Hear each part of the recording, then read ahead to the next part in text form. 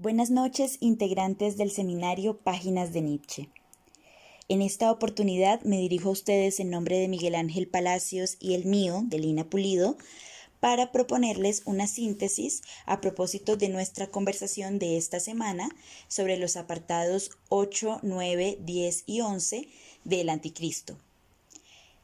Lo primero que pone en evidencia Nietzsche en los apartados que trabajamos en esta oportunidad es la íntima relación que se ha establecido entre la filosofía y la teología alemana, y como buen maestro de la sospecha, nos invita precisamente a que sospechemos también de ciertas formas que ha adquirido la filosofía de su tiempo con respecto a su posicionamiento frente al humano y frente a la moral. Nietzsche advierte que los juicios de valor están invertidos, que lo dañoso para la vida, lo que la apaga, lo que aniquila además toda posibilidad, es lo que se concibe como lo verdadero. Y aquello que la intensifica y que la afirma es llamado lo falso. Así se trata entonces de una moral que niega el cuerpo, las pasiones, los sentidos, la sensualidad, la muerte incluso. Recordemos entonces ese pasaje tan maravilloso de Así habló Zaratustra en el discurso de los despreciadores del cuerpo. Repites yo, y te enorgulleces de esa palabra, pero eso aún más grande, en lo que no quieres creer, tu cuerpo y tu gran razón, eso no dice yo, pero hace yo. Una de las críticas fundamentales de Nietzsche tiene que ver con el hecho de que teólogos y filósofos se han erigido como poseedores de la verdad, de una verdad que se desconoce, por la cual no se pregunta, pero que se asume como universal. La imposición de una moral sobre la vida de los individuos, una moral que es externa a esos mismos individuos y cuyo respeto, devoción y obediencia dará frutos en una vida que está más allá de la muerte, en la vida eterna. Entonces, para Nietzsche, la verdad, promovida por esa moral, está en manos de quienes niegan la vida.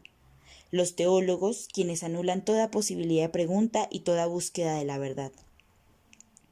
Siguiendo a Zuleta, y precisamente en el texto que trabajamos en el seminario Páginas de Zuleta, en esta semana, en el orden del pensamiento, la falta de un dogma suele conducir al conocimiento, a una posición trágica. La verdad es necesaria, pero inaccesible. Esto haciendo la aclaración de que el pensador colombiano advierte del peligro de caer en el escepticismo y en la creencia de que no existe ninguna verdad, sino que cada cual tendría su verdad según le provoque. No, Zuleta afirma todo lo contrario. Reconocer que la verdad es inaccesible abre la posibilidad de buscar la verdad que es más propia a cada uno, asumiendo la angustia de la libertad que implica esa búsqueda y asumiendo también la renuncia al dogmatismo que seguramente llevaría por caminos más cómodos, pero también caminos menos auténticos y menos llenos de goce. Porque desde el dogmatismo, como nos dice Nietzsche, el único criterio de verdad es la fidelidad a un fundador. Nada aquí obliga a pensar por sí mismo. Y entonces, también en ese orden de ideas, la fidelidad a un fundador implica también la renuncia a la fidelidad hacia uno mismo. Pero Nietzsche va más lejos.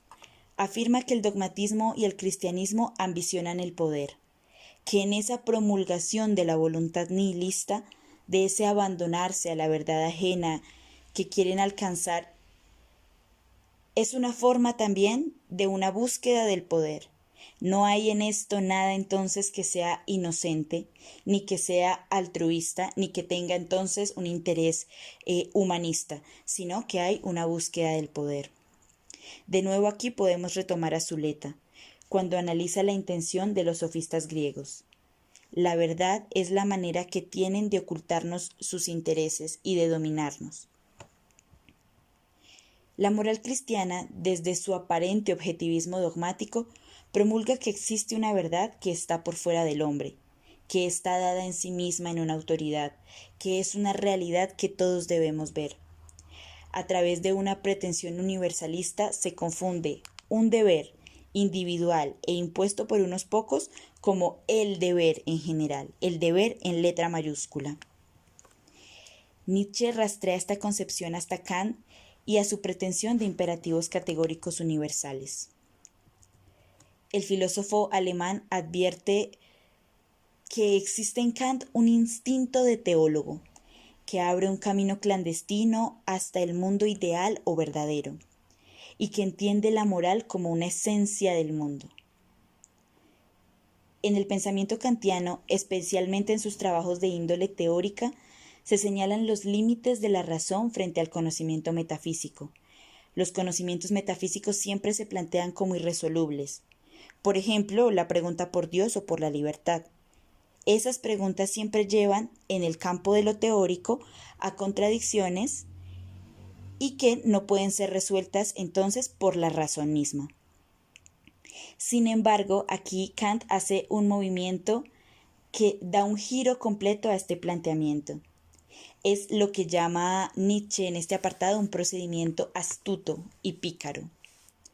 Porque por un lado niega esa posibilidad de acceder al conocimiento metafísico, pero por otro desplaza la metafísica al ámbito de la razón práctica, a partir del supuesto de la conciencia moral que implica la pregunta por el buen actuar o la buena voluntad. Esto en textos como La crítica de la razón práctica o La fundamentación para una metafísica de las costumbres. Allí encontraría que sí es posible la concepción del ser humano como un ente libre que aspira hacia el supremo bien, y ese supremo bien sería Dios. Lo que señala y critica Nietzsche entonces es que Kant, salvando a la metafísica de la crítica que podría proporcionar el razonamiento teórico y desplazando esa metafísica al ámbito de la razón práctica, da la posibilidad de que no sea criticada por la razón teórica. Esto llevará a una moral del deber hecha para autómatas que no da espacio a las inclinaciones y al goce. La contranaturaleza como instinto, eso es Kant para Nietzsche en este apartado. Por eso lo llama idiota, término que es importante revisar en la nota del texto. Nota que refiere a que esta palabra es utilizada por Nietzsche en el contexto del libro El idiota de Dostoyevsky, que plantea precisamente un personaje que conlleva a la pregunta sobre qué hacer con la existencia cuando ésta ya no es un medio para alcanzar otra vida verdadera, y cómo es posible vivir de manera virtuosa a pesar de pertenecer a un mundo sin Dios y por lo tanto sin verdad y por lo tanto sin valores absolutos. El idiota de Dostoyevsky es incapaz de asumir la finitud de su propia vida y de aceptar, por tanto, que en su condición de humanidad le es preciso escoger y por tanto equivocarse. No es que sea un personaje iluso, no lo es, sino que confía en que puede librarse de la condición de la finitud precisamente eludiendo esa necesidad de elegir y renunciando a la propia libertad. Además, se trata de un personaje que no solo no evita el mal, sino que asume una vida de sacrificio y de sufrimiento. Es dentro de ese contexto que Nietzsche utiliza la palabra idiota para referirse a Kant. Esta es una aclaración que resulta muy importante para entender también la forma en que Nietzsche argumenta y sostiene también aquello que ha planteado sobre este pensador alemán que es Kant. Nietzsche entonces retoma a Kant para criticarlo haciendo un llamado a volver a la pregunta por la virtud.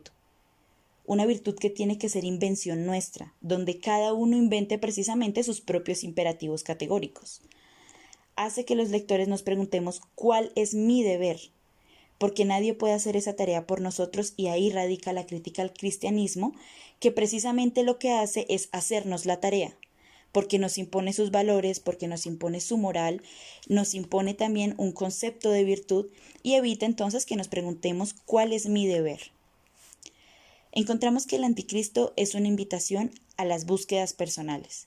Es un texto que suscita el pensamiento sobre cuáles de las acciones que realizo como ser humano son realmente el resultado de mis propias reflexiones y cuáles son solo el seguimiento de un dogma que me viene de afuera y que me evita además la pregunta sobre mí mismo. Al final de cuentas es la invitación a una existencia más gozosa, porque nada arruina más que los deberes impersonales y los sacrificios. La respuesta que propone Nietzsche ante la pregunta de ¿cuál es mi deber?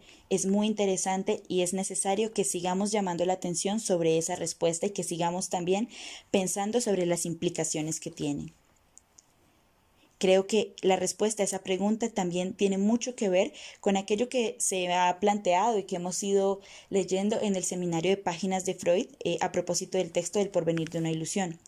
Porque la respuesta que da Nietzsche es que la pregunta sobre cuál es mi deber se responde pensando en que una acción que el instinto de la vida nos compele a realizar tiene en el placer su prueba de ser una acción correcta. El dogma cristiano va precisamente en la vía contraria. Entiende el placer como una objeción.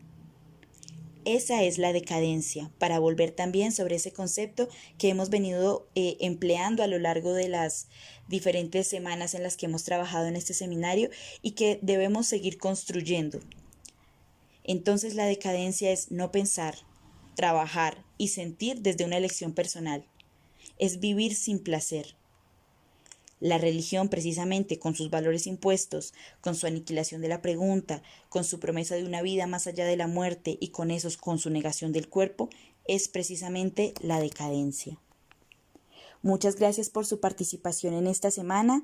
Esperamos que sigan participando con el mismo entusiasmo y con las mismas ganas de pensar sobre todas estas preguntas que nos cuestionan en lo más íntimo de nuestro ser. Y les deseo una feliz noche. Muchas gracias.